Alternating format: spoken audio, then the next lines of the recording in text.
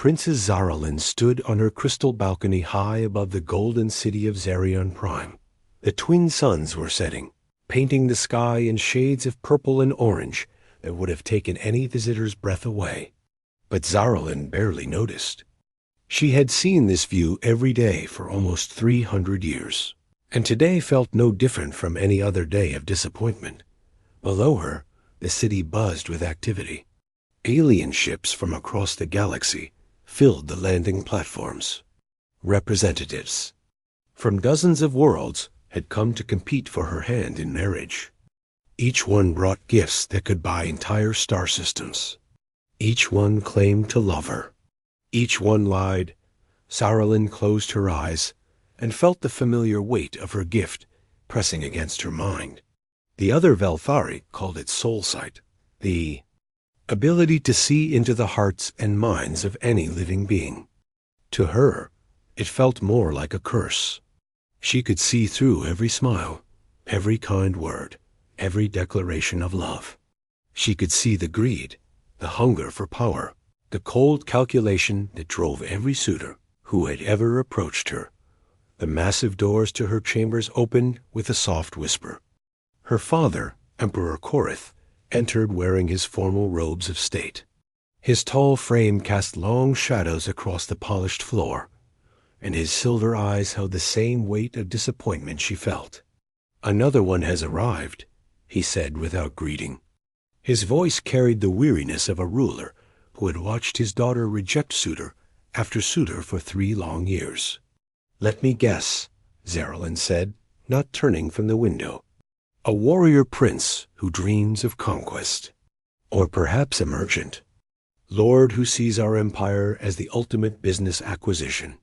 "This one is different," Korath said, though his tone suggested he did not believe his own words. "Prince Vextar of the Krax Dominion. He brings a fleet of 1,000 warships as a wedding gift." Zaralyn finally turned to face her father.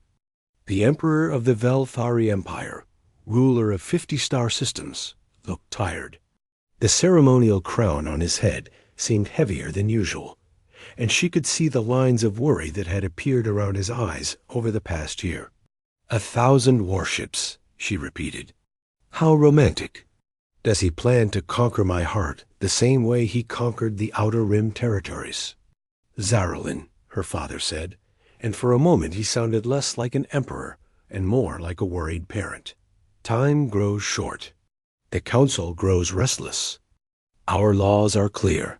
You must choose a mate before your 300th birthday, or face exile from the royal bloodline.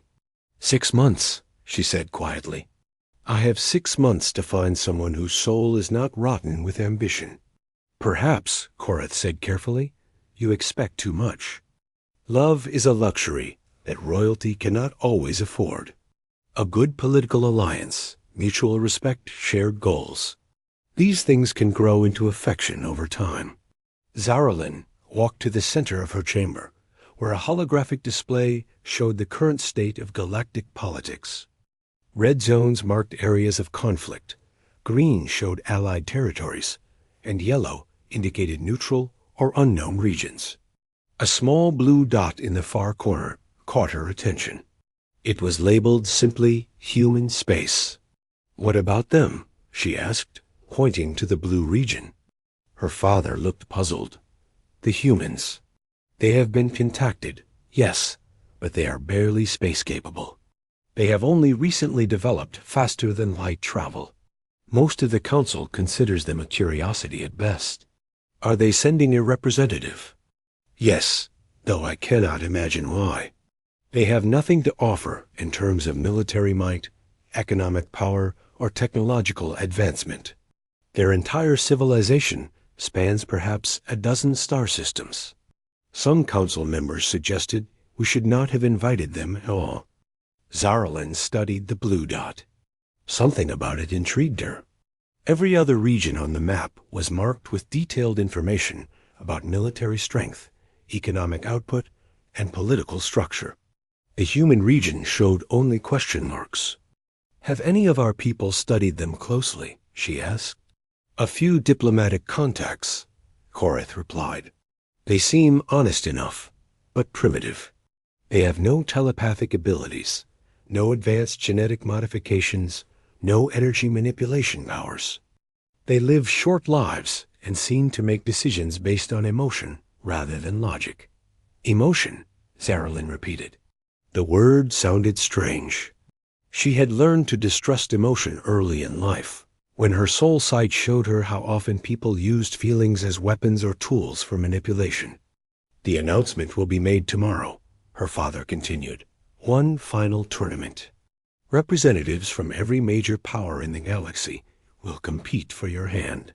Combat trials, intellectual challenges, displays of power and wealth.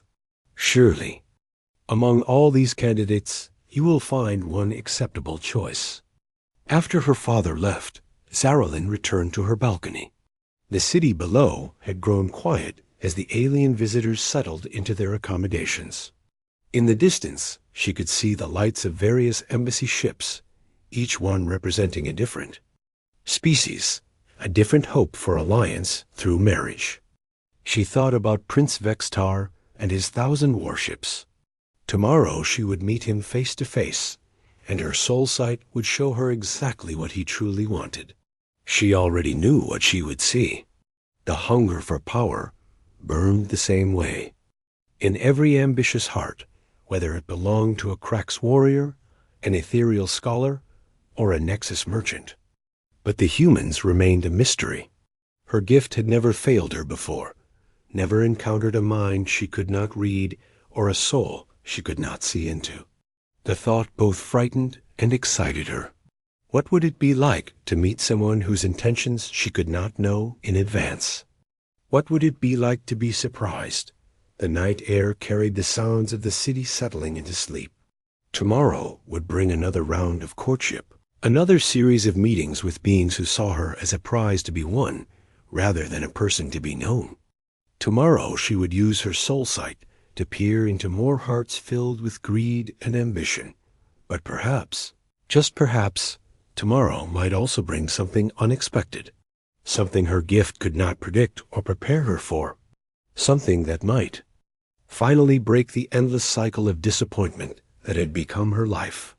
Princess Zaralyn of the Velthari Empire stood alone on her crystal balcony, watching the stars and wondering if somewhere among them was a heart she could not read, and a soul she might actually want to know. The great arena of Zarian Prime had never seen such a gathering. Beings from across the galaxy filled the crystalline seats, their forms as varied as the stars themselves. The morning suns cast rainbow patterns through the transparent dome overhead, and the air hummed with the energy of a dozen different technologies. Jake Morrison stepped off the small human shuttle and looked around in wonder. He had seen pictures of alien architecture before, but nothing had prepared him for the reality of standing in a structure that seemed to be carved from a single massive crystal. Everything sparkled and gleamed, from the walkways beneath his feet to the soaring arches overhead. Captain Morrison, said Ambassador Lisa Wong, the senior diplomatic officer who had accompanied him. Remember, you are representing all of humanity today. Try not to look too impressed. Kind of hard not to be, Jake replied, watching a group of 8-foot-tall beings with metallic skin walk past. Their every movement was precise and controlled, like living machines. Are those the Thrakari warriors you briefed me about? Yes. And the glowing ones over there are Lumians. They exist as pure energy most of the time. Lisa pointed to several floating forms that looked like contained lightning. The cyborg collective representatives are the ones that look like they are half machine.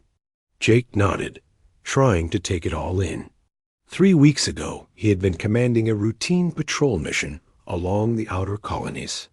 Then the invitation had arrived through diplomatic channels, and somehow his name had been selected from a list of available officers.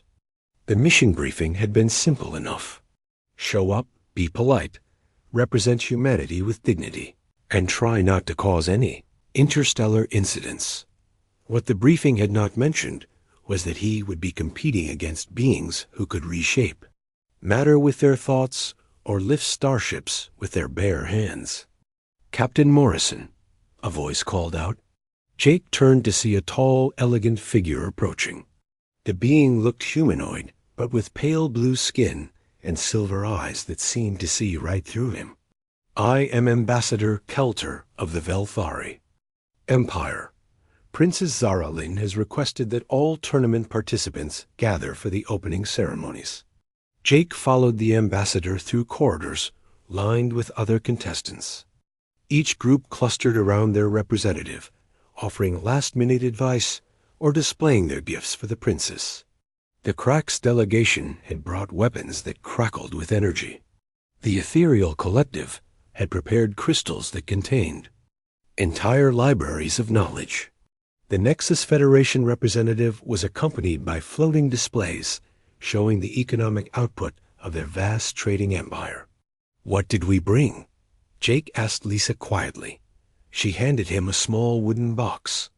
"Traditional Earth crafts, some examples of human art and music. The committee thought it would show our cultural side." Jake looked at the simple wooden box and then at the incredible displays around him. A synthesis representative was demonstrating technology that could apparently reshape matter at the molecular level. Another contestant was showing off armor that seemed to be made of controlled energy. "I feel like I brought a stick to a nuclear weapons convention," he said. "Just be yourself," Lisa replied. "That's all anyone can ask." The opening ceremony took place in a vast amphitheater carved into the mountainside. Princess Zaralin entered wearing robes that seemed to be woven from starlight itself. Jake had seen her picture in the diplomatic files, but in person, she was even more striking. She moved with a grace that suggested both great power and great lowliness. Emperor Korith stood to address the gathering. His voice carried clearly through the arena without any visible amplification. "Welcome, representatives of the galaxy, to this final tournament for the hand of my daughter, Princess Zaralin. Each of you has come here, believing you have something to offer our empire. Each of you will have the chance to prove your worth through trials of combat, intellect, and character." The Emperor's gaze swept across the assembled contestants. "Let it be known that this is not merely a contest of strength or wealth. My daughter possesses gifts that allow her to see into the hearts of all beings. She will choose not based on power alone, but on the worthiness of the soul behind that power." Jake felt a chill run down his spine. The briefing files had mentioned that the princess had telepathic abilities, but hearing it stated so directly was unsettling. He wondered what she would see as she looked into his mind. Probably just confusion and the growing certainty that he was completely out of his depth. The formal presentations began. Each contestant approached the royal platform to introduce themselves and present their gifts. Prince Vextar of the Cracks went first, demonstrating combat techniques that left smoking craters in the arena floor. The crowd gasped as he lifted a boulder the size of a small building and crushed it to powder with his bare hands. The Lumian representative was next, transforming into a being of pure light that danced through the air in patterns that seemed to tell stories of entire civilizations. The synthesis delegates showed technology that could create complex machines from basic elements in seconds. One by one, each contestant displayed powers and gifts that defied Jake's understanding of what was possible. Some could manipulate gravity, others could communicate across vast distances without technology. Several possessed knowledge that spanned thousands of years. Finally, Jake's turn arrived. He walked to the center of the arena, acutely aware of how ordinary he must look compared to the beings who had gone before him. No energy crackling around him, no demonstrations of incredible strength, no technology that bent the laws of physics.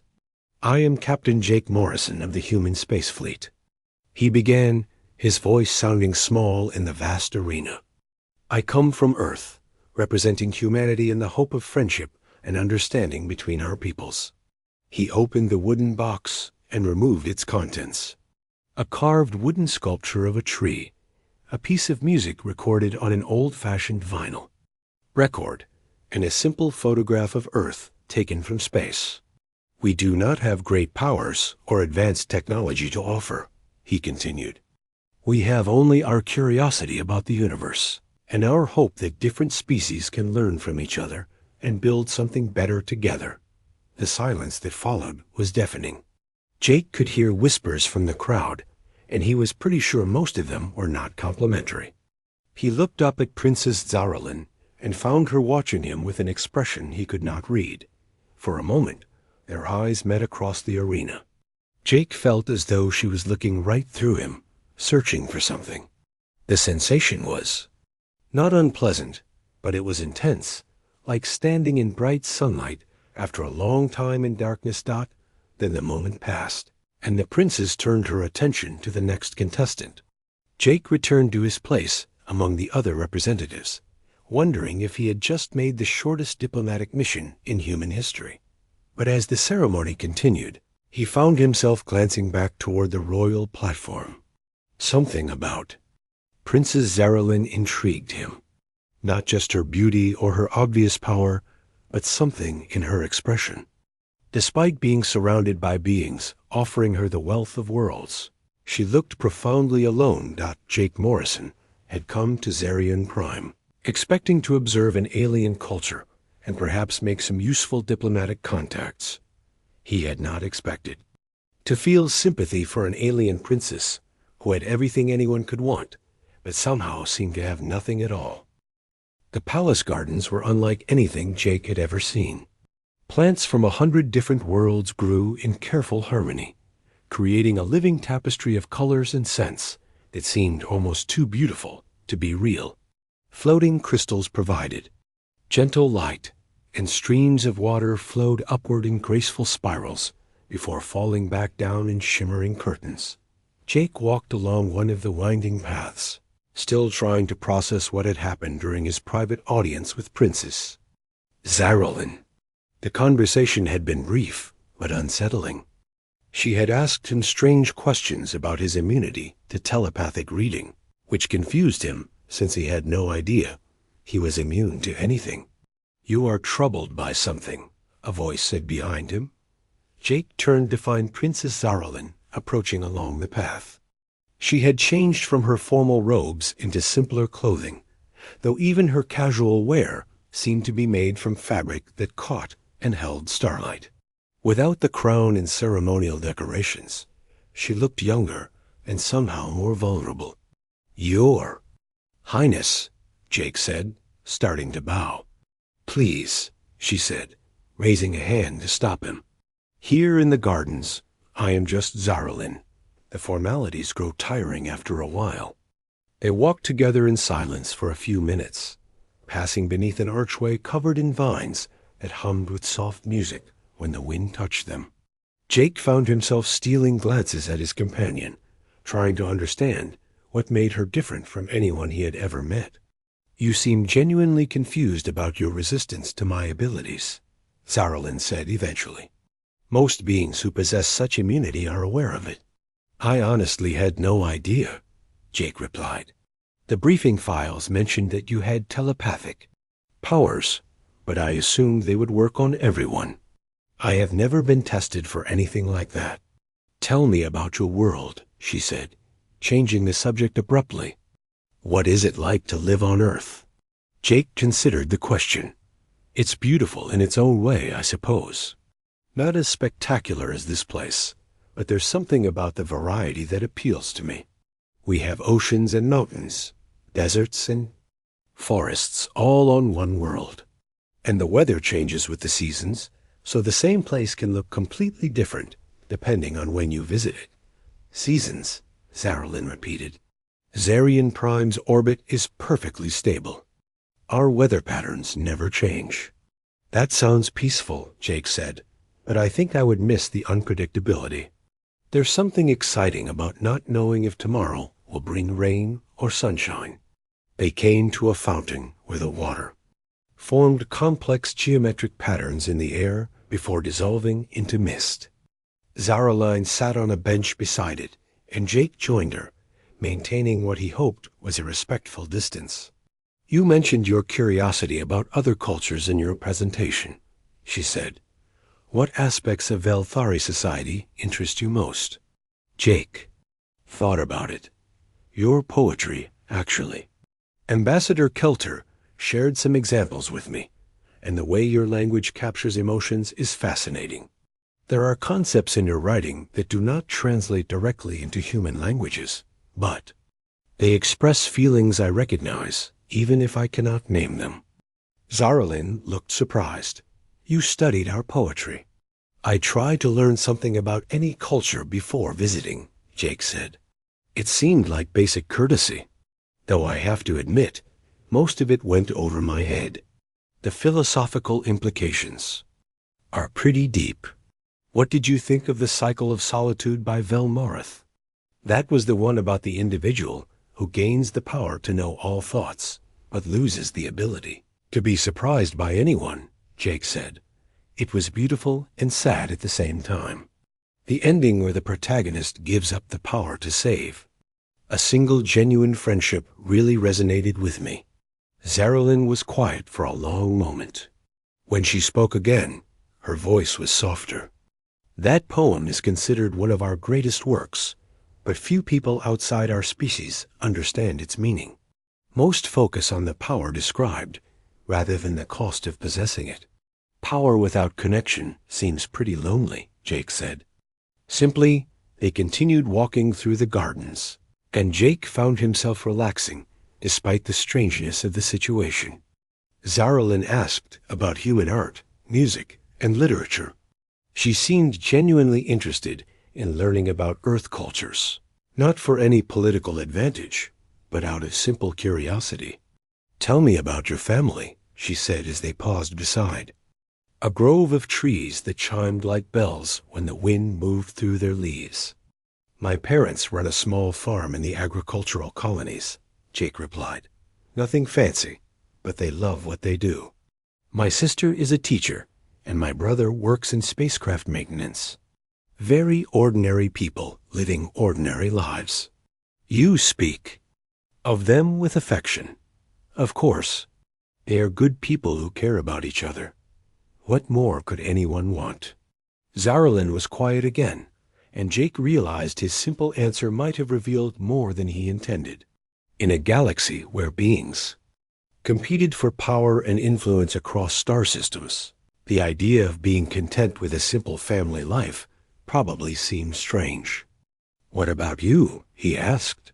"What do you do when you are not being a princess?" "I study," she said. "Languages, history, philosophy. I have tutors who teach me about different species and cultures, but most of my time is spent learning about politics and statcraft." "That sounds educational, but not very fun. Fun is not a priority for someone in my position." Jake stopped walking and looked at her directly. "That seems like a waste. You are obviously intelligent and curious about the world around you. Do you ever get to pursue your own interests just because they interest you?" "My interests must serve the needs of the Empire." "But what do you want to do?" Jake pressed gently. "Not what you should do or what is expected of you. What would you choose if you could choose anything?" Zaralin looked at him with an expression that was part surprise and part something else he could not identify. "No one has ever asked me that question." "Well, I am asking now." She was quiet for so long that Jake began to think he had overstepped some boundary. Then she spoke, her voice barely above a whisper. "I would like to travel, to see other worlds, not as a diplomatic representative, but as myself. I would like to experience a thunderstorm, since Zarian Prime has perfect weather. I would like to meet people who do not know who I am, and see if they would choose to spend time with me anyway. Those sound like perfectly reasonable things, too." "Want," Jake said. "Not for someone who will inherit an empire." "Why not? Even emperors should get to be human sometimes." He paused, realizing what he had said. "Sorry, I meant to be people." to be themselves. Zaralyn smiled, and Jake realized it was the first genuine smile he had seen from her. It transformed her entire face, making her look less like an untouchable princess and more like someone he could imagine having a conversation with over coffee. "You are different from the others," she said. "In what way?" "The other contestants talk about what they can give me or what they can do for my empire. You ask what I want for myself." "Seems like the more important question," Jake replied. "An empire is just a political structure. You are an actual person." As they walked back toward the palace, Jake found himself thinking about the loneliness he had seen in Princess Zaralyn's eyes. She was surrounded by luxury and power, courted by beings who commanded fleets and controlled star systems. But beneath all of that, she seemed to be someone who just wanted to be known and understood as herself, rather than as a symbol or a prize to be won. The tournament had been progressing for 5 days when the attack came. Jake had performed adequately in the combat trials, well enough to avoid embarrassing himself, but clearly outmatched by beings with superhuman abilities. During the intellectual challenges, he had surprised some observers by solving problems through creative thinking rather than raw processing power. But it was his behavior between events that had drawn the most attention. While other contestants schemed and formed alliances, Jake helped competitors who had been injured in combat trials. He shared his food with beings whose dietary requirements were not being met by the palace kitchens. When Prince Vexstar lost a particularly difficult mental challenge, Jake was the first to offer congratulations to the winner and encouragement to the disappointed Krax warrior. "You are either the most elaborate psychological manipulation I have ever witnessed," Ambassador Kelter said to Jake one evening, "or you are exactly what you appear to be." "I am not sure how to respond to that," Jake replied honestly. "Neither am I," the ambassador admitted. "That is what makes you so interesting." Princess Zaralyn had been watching Jake throughout the tournament with growing fascination. Her soul sight continued to slide off him like water off glass, showing her nothing of his true intentions or motivations. It was both frustrating and liberating. For the first time in her life, she had to judge someone based on their actions, rather than their hidden thoughts, and those actions confused her.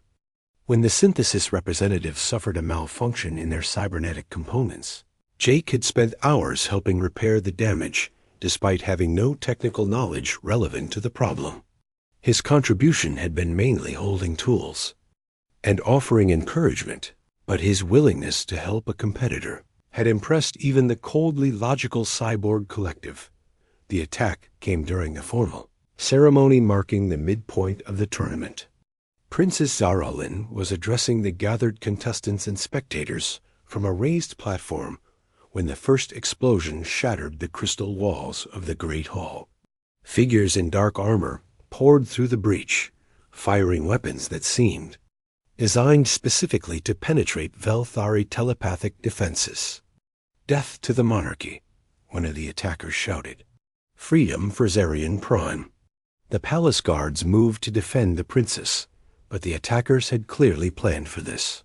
Their weapons disrupted the guards' coordination, and their armor protected them from the defensive systems built into the palace itself.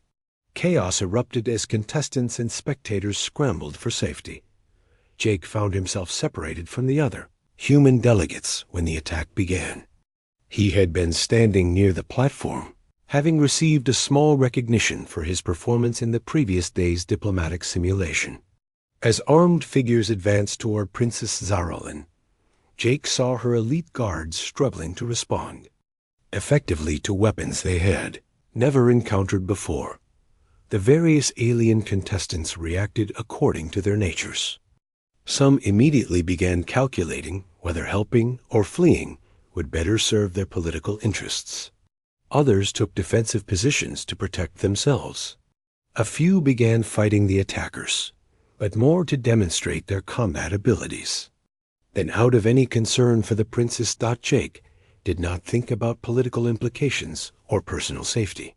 He saw someone in danger and reacted on pure instinct, not an attacker with a weapon that crackled with dark energy was taking aim at Princess Zaralyn from an elevated position.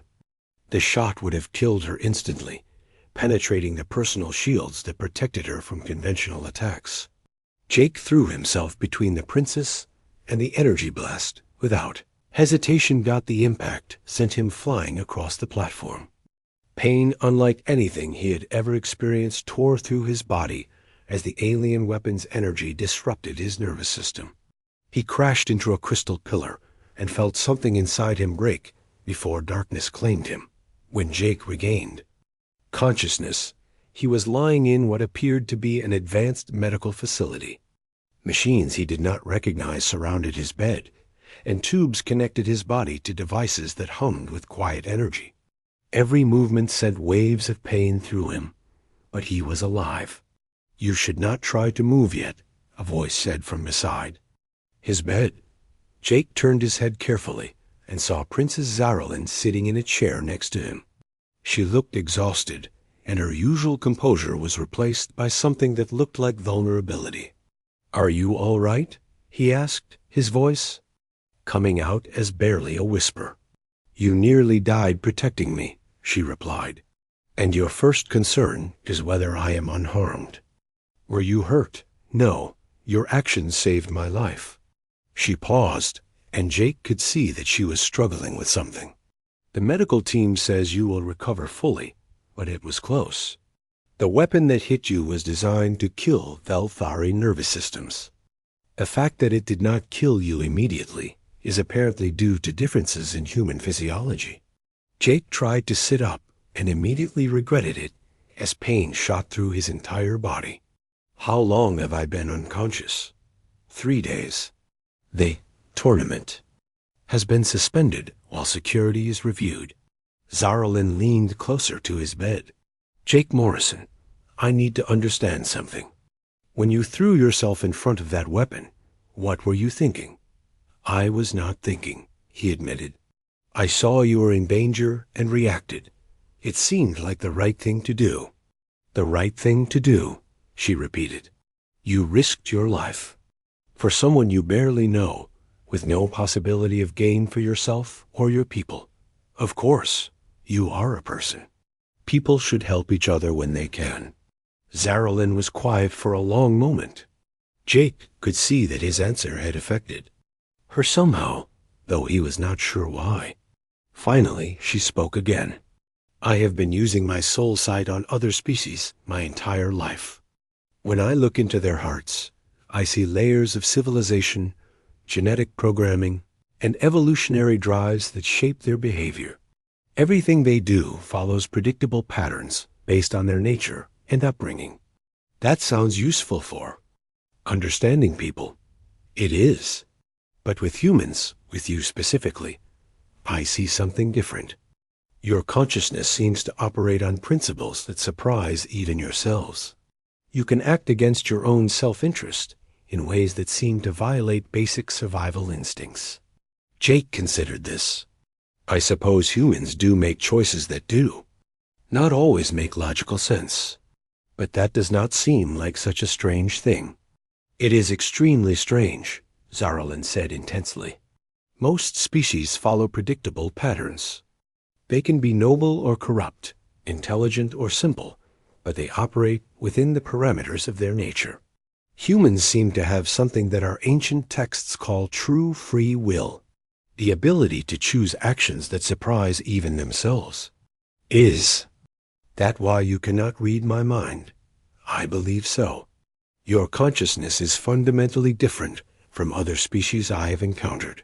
Where others show me their intentions like open books, you remain a mystery." Jake looked at her carefully. "And how do you feel about that?" "Terrified," she said honestly, "and fascinated. For the first time in my life, I am talking to someone whose motivations I cannot know in advance. I have to trust my judgment of your character based on your actions rather than my ability to see into your soul." "What do my actions tell you?" Princess Zaralyn smiled, and Jake realized it was becoming easier to make her smile. "They tell me that you are either the most dangerous being I have ever encountered or the most trustworthy. Which do you think?"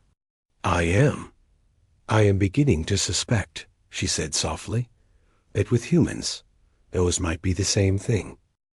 Emperor Korath stood in his private study, watching the security recordings of the assassination attempt for the 5th time.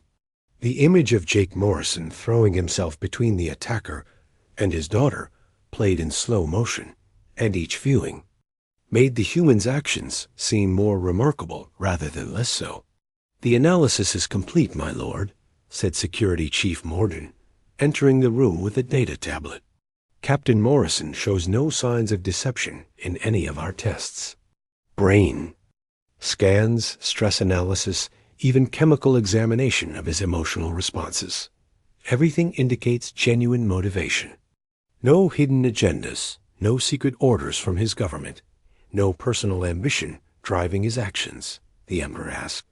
"None that we can detect.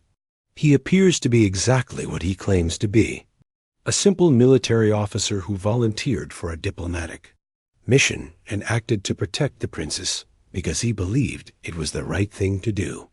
Korath turned away from the security footage. "In 300 years of ruling this empire, I have never encountered anything like this. Every being I have ever met has been driven by some form of self-interest, even when they acted nobly. The princess believes that human consciousness operates on different principles than other species," Morden said carefully. "Her soul sight cannot penetrate human minds at all. Yes, she has explained her theory to me. True free will, the ability to act against their own programming." The Emperor paused. "If she is correct, it makes humans either incredibly valuable as allies or incredibly dangerous as enemies. What are your orders regarding the tournament, my lord? Let it continue. But I want to understand this human better before my daughter makes her final choice."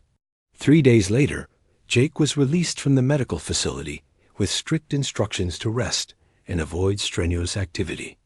The tournament had resumed, but the attack had changed the dynamics significantly. Several contestants had withdrawn, claiming security concerns. Others had used the incident to demonstrate their combat skills or political loyalty. Jake found Princess Zaralyn waiting for him in the gardens where they had first talked privately. She was sitting by the fountain, watching the water form, its complex patterns in the air. "How are you feeling?" she asked as he approached. "Sore, but the doctors say I will be fine," Jake replied, sitting beside her on the bench. "Any word on who was behind the attack?" "A rebel group that opposes the monarchy. They have been dealt with." Her tone suggested the matter was closed. "Jake, I need to ask you something important." "Of course." "My father wants to conduct additional tests on you. Psychological evaluations, detailed brain scans, interrogation under various conditions. He is not entirely convinced that your actions were as simple as they appeared." Jake considered this. "I suppose that makes sense from his perspective.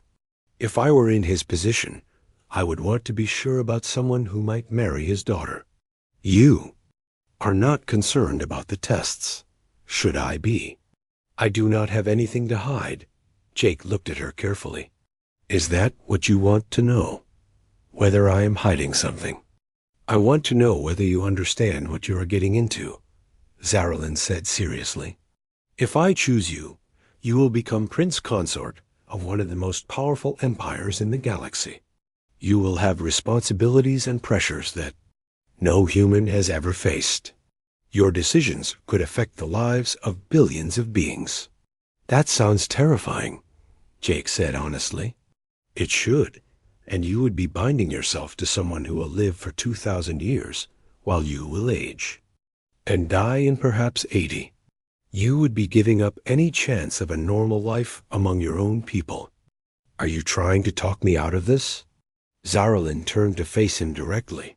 "I am trying to make sure you understand what you would be choosing, because I need to know that if you stay, it is because you want to be here, not because you stumbled into something without thinking it through. Jake was quiet for several minutes, watching the fountain and thinking about everything that had happened since he arrived on Zerion Prime. The tournament, the attack, the growing connection he felt with this alien princess who seemed so lowly despite having everything. "Can I ask you something?" he said finally. "Yes. If you choose me, what would you be giving up?" "What do you mean?"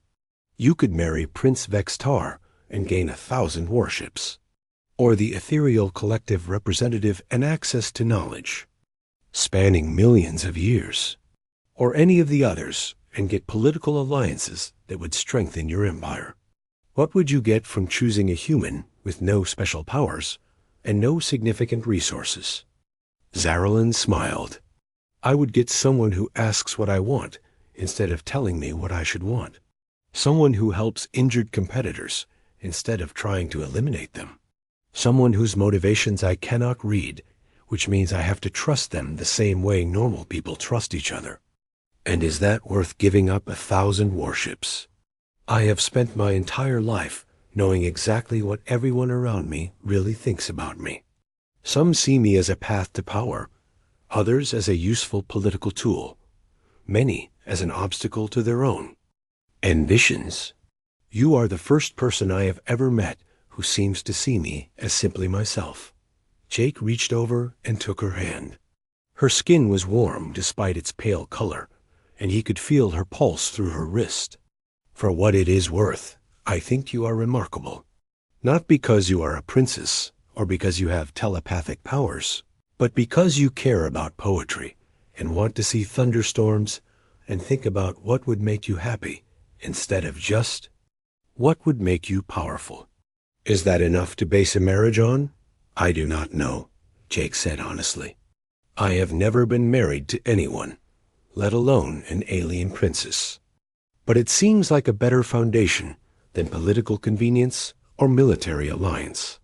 That evening, the final ceremony of the tournament took place in the Great Hall. The crystal walls had been repaired, and additional security measures were clearly visible throughout the chamber. The remaining contestants presented their final appeals to Princess Zara Lynn, each one offering incredible gifts and promising vast benefits for her empire.